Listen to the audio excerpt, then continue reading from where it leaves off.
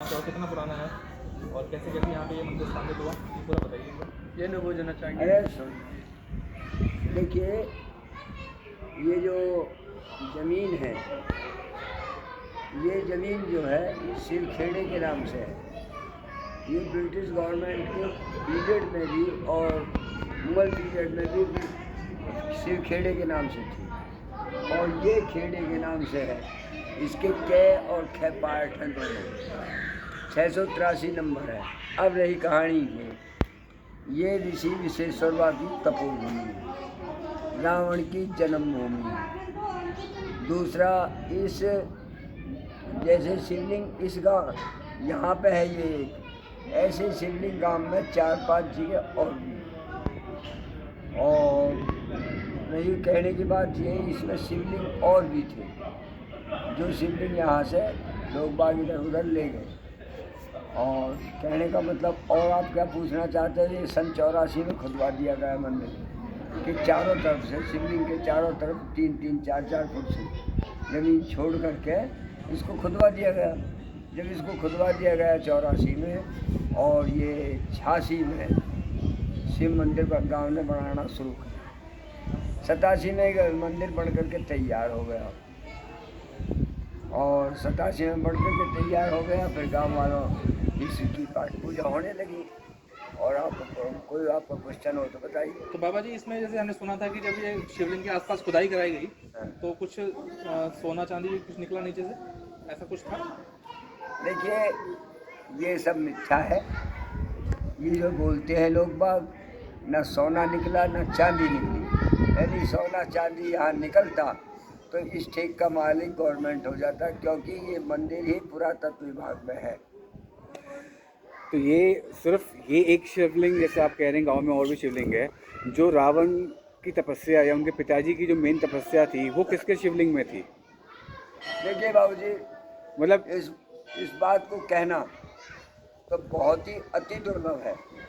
जब सृष्टि नहीं चल के दी, जब ब्रह्मा जी ने 8 मानस पुत्र ऋषि बनाए, जिनमें से एक पुलस्त का भी नाम था।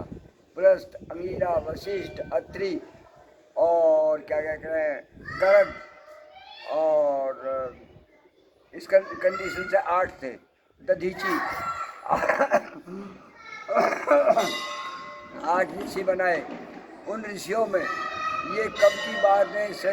उनके पुलस्त के हुए ऋषि विशेषज्ञ के हुए रावण। तो उस समय की बात कौन बता सकता है? ऐसा सन्यासी, ऐसा साधु, ऐसा महात्मा कोई हिंदुस्तान में कोई एक आध हो जो यहाँ बैठ कर के तपस्या करे और मरने के बाद में जिए आत्माओं से संबंध करके उस परमपिता परमेश्वर को बैठ करके जब बताया कि ये कौन सा शिवलिंग है जहाँ रावण ने तपस्या की, ऐसा कोई साधु है न संत है।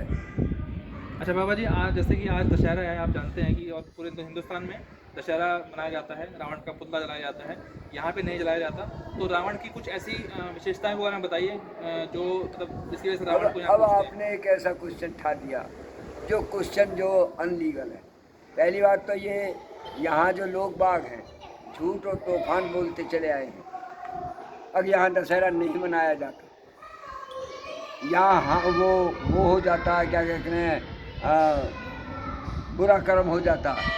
मगर ये सब मिथ्या है। पूरे गांव में दशहरा मनाया जाता है। अपने घर घर में सब दशहरा पूजते हैं और रावण को पूछते हैं। रावण को कोई नहीं पूछता, सब झूठ है। रावण कोई नहीं पूछता।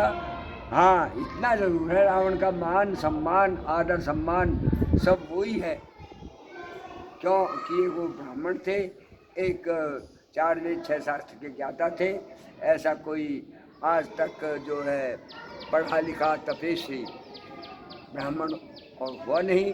और रही कहानी है, वो पूजनीय तो है मगर उसको इस कंडीशन से नहीं पूजा जाता जैसे कि विष्णु, ब्रह्मा, शिव और दुर्गे को पूजा जाता। ऐसा कोई ना हमारे यहाँ मंदिर है, ना कोई पूजना है, ना कुछ है।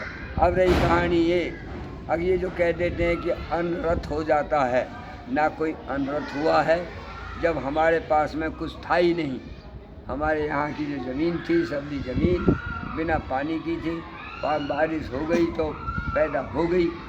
जब हमारे पेटों की पूर्तियाँ नहीं हुई तो हम दशहरा रामलीला कहाँ से कराते, कहाँ से रावण का पुतला बनाते।